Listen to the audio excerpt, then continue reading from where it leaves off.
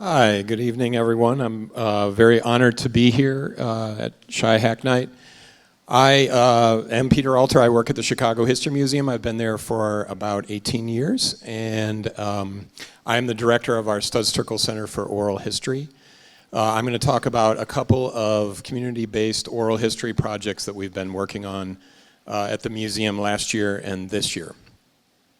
A little bit about the Chicago History Museum. We're an independent nonprofit organization based in the southern edge of Lincoln Park at 1601 North Clark Street. We unfortunately are one of those, people say, oh, you're one of the best kept secrets. So of course you don't want to be a best kept secret if you're a museum.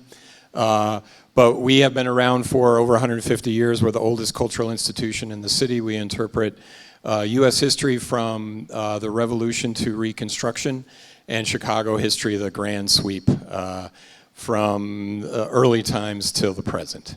We have galleries, we have research collections, we have many millions of photographs, we have about 5 miles of linear feet of archives, which document, again, the history of Chicago. But, as you'll see in my presentation, not the complete sweep and scope of the history of Chicago. So Studs Terkel, many of you may know who he is. For those of you who don't, he is in my title. I'm the director of the Studs Terkel Center for Oral History. He, for about 50 years, was a self-described DJ. He was a radio actor, a TV actor, and most famously had an interview radio program on WFMT, the local radio station. And he interviewed a lot of famous people. One of my favorite interviews of his was of Martin Luther King Jr. right after he won the Nobel Peace Prize. And the interview happened to be taking place at Mahalia Jackson's house on the south side. Mahalia Jackson wasn't feeling very well that day, so Studs Terkel was sitting at the foot of Mahalia Jackson's bed, and Martin Luther King Jr. was sitting to her left, I believe.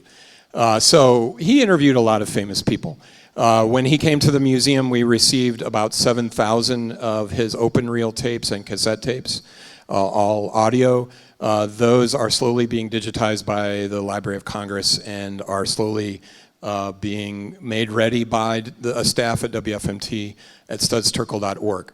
So that's who Studs Terkel is. I actually don't do much related to Studs Terkel. What I think of my job is really carrying forward the legacy of Studs Terkel. He kind of made his name on interviewing ordinary people, everyday people, besides Martin Luther King Jr. and Mahalia Jackson. So really the only thing that I do is kind of a nod to him, besides carrying forth his legacy, is I do wear red socks. He was known for his red socks. So 5 days a week I wear red socks to work. We actually have his red socks in our costume collection. So this is Studs Terkel here. So the Studs Terkel Center for Oral History has existed for about 2 years at the museum. Our mission statement essentially for the Oral History Center is to use oral history and history as tools of civil rights and social justice to work with communities in a collaborative way to tell stories of Chicago, typically untold stories. Stories of undocumented communities or sometimes underdocumented communities. And certainly both of the communities that I'm going to talk about today fall in that category. So this next slide is a group of us at Breakthrough Urban Ministries in East Garfield Park. Breakthrough is a human resources provider. They have a beautiful, relatively new building at Carroll and Kedzie in East Garfield Park, so just a little bit north of Lake Street and Kedzie. They're in the middle of the west side. If you've ever been exasperated and stuck in traffic on the Eisenhower Expressway, you've probably been through East Garfield Park and also the other community that I'm going to talk about a little bit, North Lawndale. So when I started at the museum, I was looking for an oral history project, met the staff at Breakthrough, and was really enamored of a youth program that they have called the Film Crew. So they have professional documentary filmmakers and sound people come work with usually around 10 middle and high school students to create documentary films. Those documentary films were typically about the students themselves and what their lives are like in East Garfield Park and the West Side in general. And I was talking about this project yesterday to a group of high school students, and just looking at the group, we have the documentarians, we have volunteers, we have myself, we have my interns, and then we have the students who are from all from the West Side, Humboldt Park, East Garfield Park, Austin, and North Lawndale. The students were not necessarily all from East Garfield Park, but were all from the West Side. We worked with the film crew in most of early 2016 to create the 40 Blocks documentary film, and we'll see a trailer for it in a moment. We worked with the students on oral history skills in terms of interviewing people. They worked this, thank you, this process is very much an intergenerational process. So these are, they were middle school students from the ages actually as young as 6th grade to 9th grade, so we had one high school freshman. And they are learning research skills, they are learning interview skills, and they're learning a lot of skills that they'll need as they move through life in middle school and high school, college, and so forth, in terms of explaining the projects that they're working on, in terms of understanding the world around them, and why, for example, are there open lots in East Garfield Park that seemingly have been there for decades and decades. So we really explored the history of the communities in getting ready for our interview day, which was March 26, 2016, and our 9 students in groups of 3 interviewed 23 people in 22 interviews, and then created a documentary film over the course of March to July. That documentary film then debuted at the Chicago History Museum just about a year ago now, and then debuted again at Breakthrough's Familyplex building in East Garfield Park in September. For sort of just a basic understanding of East Garfield Park, it is a West Side community, as I mentioned. It's primarily residential. It saw settlement of Northern and Western European immigrants and Southern and Eastern European immigrants. People settled there, especially after the Great Chicago Fire of 1871. Starting during the Great Depression in the 1930s, there was an ongoing, by 2030 will mark probably the century of disinvestment in East Garfield Park.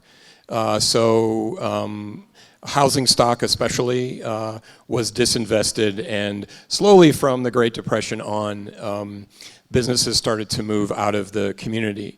It's one of those communities on the West Side in the 1950s and 60s where there was a great racial change from white to African American, when whites typically fled communities like East Garfield Park. There's, of course, a whole story. There are many stories, some of which we tell in the longer 17-minute film. In terms of sort of one of the most notable aspects of East Garfield Park's history is that Martin Luther King Jr. lived nearby in North Lawndale at 1550 South Hamlin temporarily, and enrolled his kids in Chicago public schools, and lived in essentially slum conditions. He advocated for equal access to education, to jobs, and other simple things like advocating against lead-based paints and slum conditions. And so he spoke in many of the churches in in East Garfield Park, and lived in the neighboring West Side community of North Lawndale. So I'm just going to show the brief. It's about a 90-second clip. It's actually the trailer that that our filmmakers from Breakthrough developed for us to use at various events, including this one. Then we'll transition to the North Lawndale community, which is our current ongoing project. Nice to meet you. Okay. This is part of our documentary film group here, and then the folks interviewing you are right in here. Right in there. So they're gonna, yeah, go ahead, sir. Okay. They're gonna do all the work. Hey, my man. All right. There you go. Hi. Hi. Hi. How you doing? I'm well. How are you?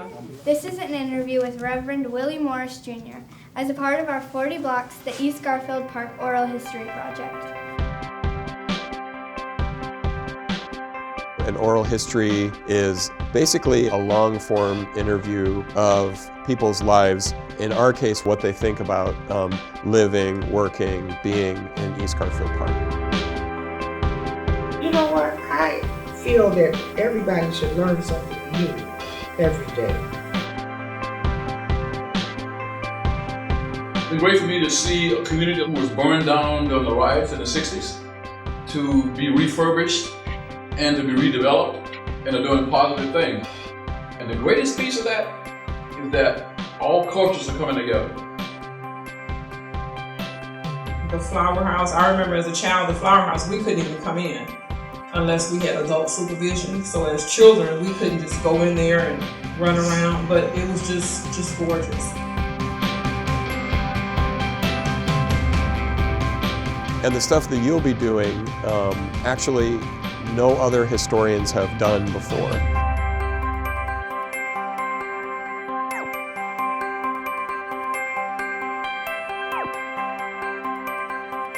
All right, that's just our 90-second trailer that we use. So this full film, which is about 17, maybe a little over 17 minutes long, is available on Vimeo, and it's called 40 Blocks. So we did a lot of other fun stuff along with this. For example, we were, one of the students and I were on WBEZ talking about this project, which was a lot of fun. We did some other things that helped us not only promote the project, but kind of just build a sense of camaraderie amongst the group, and also a sense of a sort of meaning, and that we had a destination in mind. Just a few more things. We did fund this project through Kickstarter. We received about 150% of our funding, and all of the oral histories are available online through our website, chicagohistory.org. Full MP3 files and full transcriptions in PDF files. Of course, the film is 17 minutes long. There's probably about 12 or 15 hours of audio. So this is where the full stuff lives. All right, so that's East Garfield Park. That's last year's project. This year we're working collaboratively again with an organization in North Lawndale called the K-Town Historic District Association Incorporated. North Lawndale, again, is a West Side community. K-Town is on the National Register of Historic Places, was placed there in 2010, and is in the southwestern corner of North Lawndale. About a year ago, I met with the president and founder of that organization, Paul Norrington, who's a lifelong North Lawndale resident, and he mentioned that he had wanted to get off the ground a project working with high school students in North Lawndale schools on rewriting, expanding, and editing Wikipedia pages related to North Lawndale. So his common speech that I've heard many times, and if he were here, he would say, for example, Riot Fest, which is coming up in a couple of months, is in Douglas Park. Douglas Park is in the heart of North Lawndale. But there are tens of thousands of people who come to Riot Fest and don't know anything about North Lawndale. If they want to learn something, of course, they're Googling, and the first hits are Wikipedia. Fortunately, up towards the top is the Encyclopedia of Chicago, which is one of our products. But the Wikipedia pages are incomplete, inaccurate, and focus on pretty much the negatives, and are clearly written by people who don't really understand the historic scope of the neighborhood and don't either choose to have access to certain sources or look at certain kinds of sources. So over the course from January to June, we worked with about 170 students on oral history projects, as well as Wikipedia researching and rewriting and expanding projects at North Lawndale College Prep High School and DRW College Prep High School, both charter schools in 2 different systems in North Lawndale. This actually is a shot of a freshman at DRW College Prep interviewing the one adult there, Jamile Cannon, who is their PE teacher, also boxing coach, and also an NCAA Division I boxing champion. He is the originator of a group called The Block, which works with North Lawndale kids, boys and girls, in boxing skills, but also in life skills.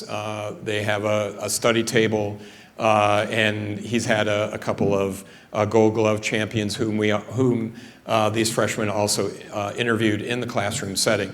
So like the East Garfield Park project, we lend a hand with some basic technology and some basic oral history and history training. So what we like to do always is to collaborate and look for ways to work with community organizations and build off typically what's already happening or ideas that are already there. We also worked, these last few slides are just fun. We also worked at an elementary school with kids as young as kindergarten. Around the corner from this fountain was 1550 South Hamlin, where Martin Luther King Jr. lived. And that's Paul to my right, Paul Norrington, whose brainchild this project is. And that's a fountain that we would like to get turned back on. It's it's an Independence Day fountain in North Lawndale, right outside these kids' school. They're students of Theodore Herzl Elementary. And the young woman standing up, her name is Queen. She was one of the DRW College Prep students who took 22 different topics in groups of 3 to 4 to research topics related to North Lawndale's history that will then go into expand and change the face of Wikipedia as it relates to North Lawndale. Her group had the Jewish history of North Lawndale. North Lawndale was one of, until the late 50s, early 60s, from the 19-teens, was one of the largest Jewish communities in the country.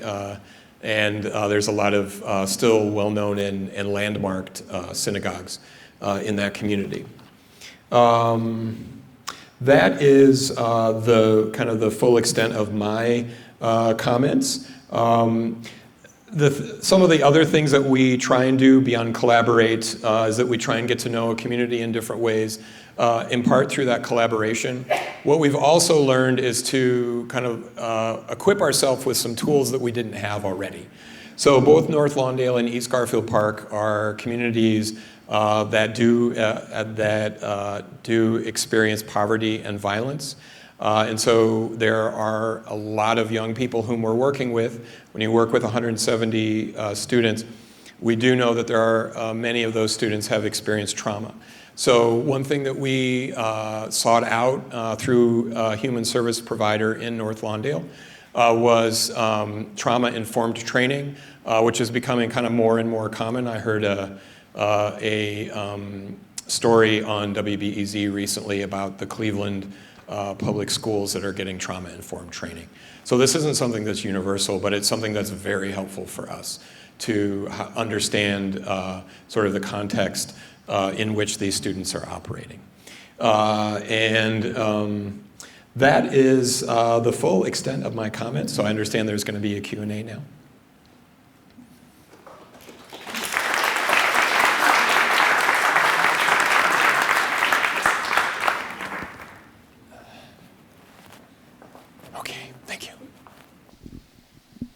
Hi, my name is Beth. I wanted to say thank you for what you're doing. I think it's really, really great work.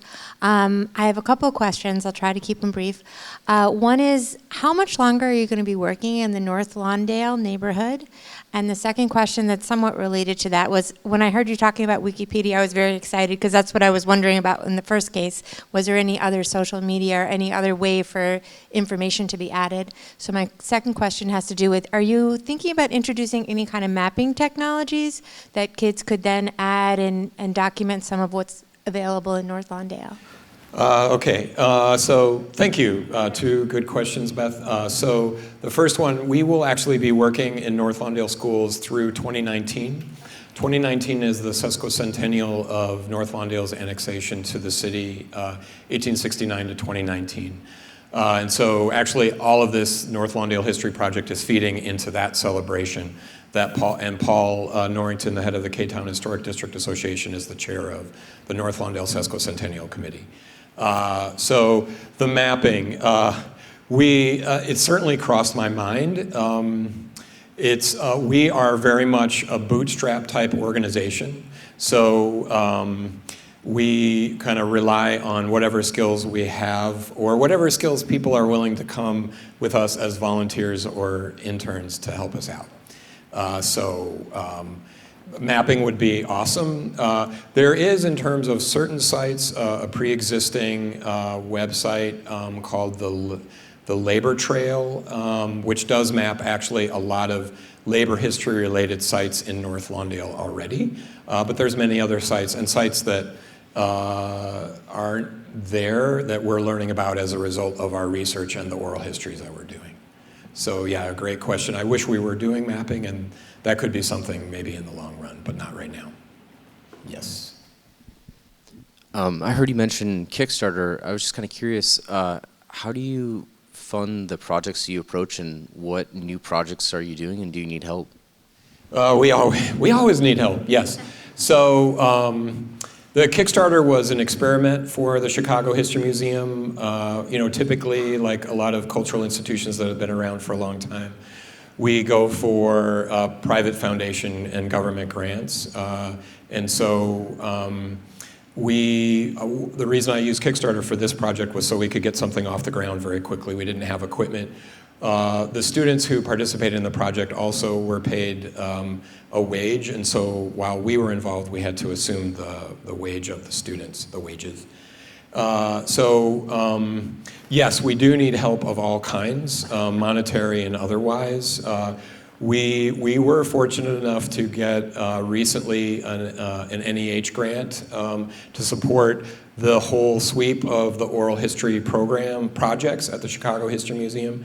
So North Lawndale is our current project, and then our other current project in terms of oral history is Muslim Chicago, which will actually become an exhibit hopefully in 2019.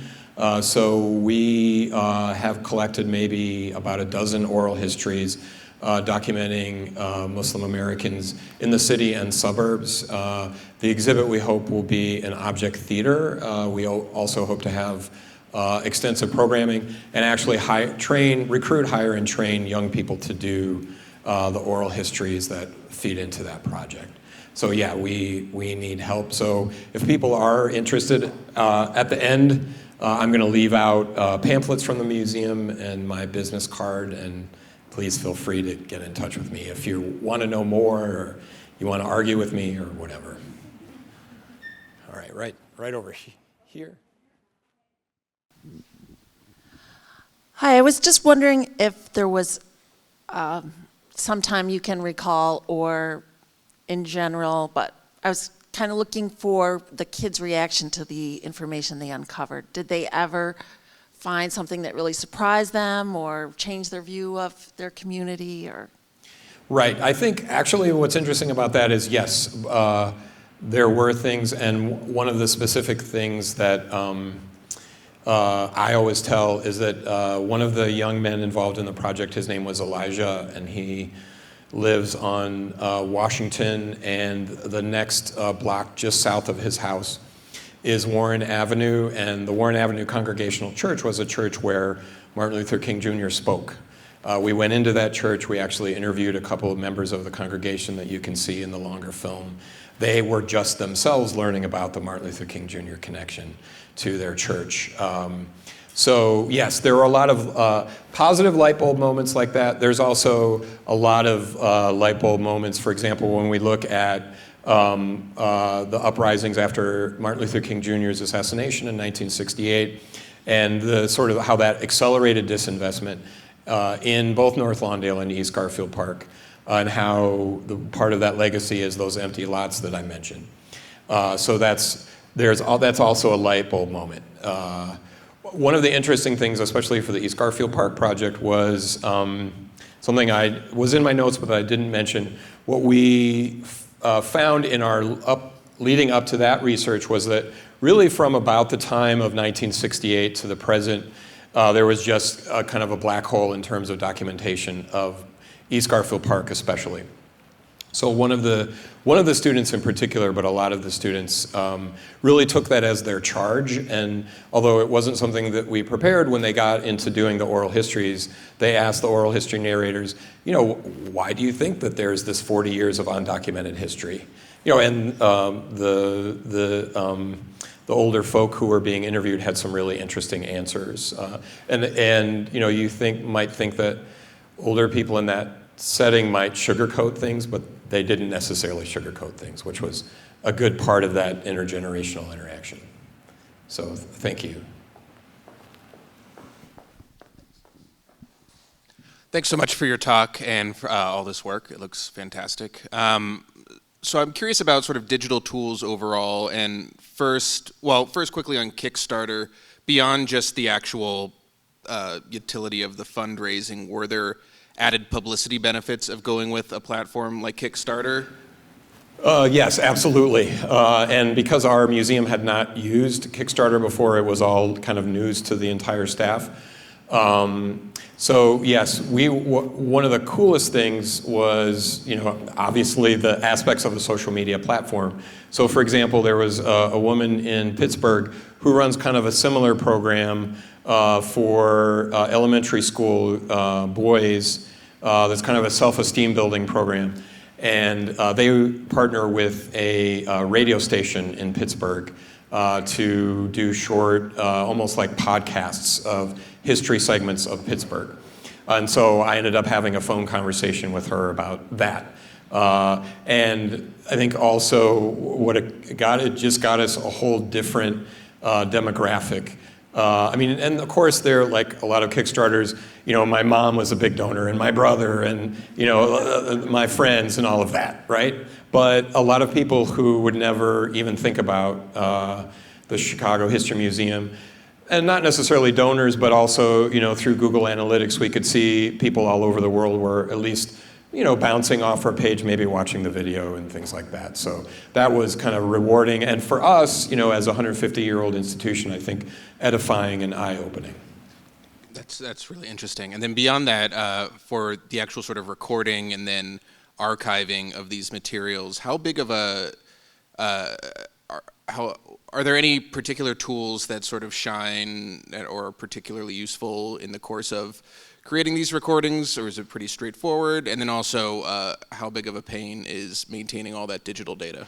The last one first, that is a pretty big pain. So when we come in and we talk to community groups about what we like to do, excuse me, a lot of organizations assume that we're going to bring in video. Of course, video files are much larger and harder to manage. So organizations like the Chicago History Museum, we know what to do with Lincoln's deathbed. We know what to do with hats and dresses and coats. We still haven't quite figured out what to do with WAV files and MP3s. And we're not the only ones. It's a lot of institutions like us. So from my end, it's fairly straightforward. I used to work in archives at the museum. I'm not the archivist anymore. So I get to, fortunately, hand that stuff off. Kind of the basic tools, are the same basic tools, and I'm sure some of you will scoff, but just using things like Audacity to, make a 30-second clip that then we can, when we were able to use Kickstarter as the blog once we got funded, then we could show, hey, look at these great videos that we were doing. What was nice for us too is that we didn't have to already go through our own social media staff, which is small and overburdened, so we could push that stuff out as soon as we were ready. So that was another aspect. But yes, it's a large pain, and we are part of a study that an outside organization received a grant to study institutions like ours to come up with sort of an action plan and action steps for us moving forward. Who's next? Right behind me. Right, there you are. Hey. So oral histories are really important for our archives and our research, but they're also very long and hard to listen to. So I wonder about how you sort of mentioned the processing files for public consumption, but also how you're curating these stories for public consumption and making them enjoyable, all right? Or how that's maybe shifting the production models as you start to get more of an audience for the content. Right, yeah, I think the last point is a good one in terms of more of an audience. You know, right now our audience is still pretty small and hopefully growing. In terms of the way we sort of curate the material that we create through these projects, it's a collaborative process with our community partners. So our community partner in East Garfield Park, they were really honestly the curators of the material to create a 17-minute documentary film. We curated a little bit in terms of social media platforms. In terms of the North Lawndale project that we're working on right now, that is, again, will be a collaborative process, probably will result in a film working with Free Spirit Media. Some of you might be familiar with them. They're a great organization. They're actually based in North Lawndale in the original Sears Tower, which was featured in the film. It's a 15-story structure, the largest building outside of the Loop. It's a great view, and it's been one of those few buildings that's been saved in North Lawndale. So we try and curate in different ways. However, sort of being the institution we are, we also look for historians, history fair students from middle school or high school to use our oral histories in different ways. So some of it is really not so much curating, but pointing people towards our resources and hoping that they will curate them in their own ways. Okay, thank you. Good question. All right. We got time for 2 more questions. On the topic of reaching wider audiences, you mentioned Wikipedia as something that is maybe an unfortunate resource to be the first contact for somebody. Has anybody from your organization tried to edit the Wikipedia page, or is that something that's maybe not worthwhile, or what's your experience regarding that? So what we have, as a result of working with those 2 schools over the course of last semester, are about 35 or 40 short essays on different topics of North Lawndale history. So what we have to do now, we actually have 2 high school students who are working as fellows at the museum right now who are from North Lawndale College Prep. Part of their job is to go through those short essays and to fact check them, unplagiarize them, and make them ready for Wikipedia. So we wouldn't ourselves, as the Chicago History Museum, edit Wikipedia unless we were collaborating specifically with the organization in North Lawndale, the K-Town Historic District Association. So I haven't used Wikipedia other than to kind of mess around with a few things to get ready for this project. Hi, Chris from City Year. I wonder, as practicing historians, if your students gained any kind of skepticism in consuming media, especially about their communities. I think they do, especially, well, I think a great example is when she's now, will be a rising sophomore, Nakia, who's from East Garfield Park. When she and I went on WBEZ, she talked on WBEZ on the air about how the outside world looks at her community and how she doesn't, that is not positive. And that through projects like this, but really through her kind of living her life, that she can kind of fight against that stereotype and take the narrative, away from the mainstream media. And that's really what the Wikipedia project is all about too. All right. Well, thank you so much. Thank you.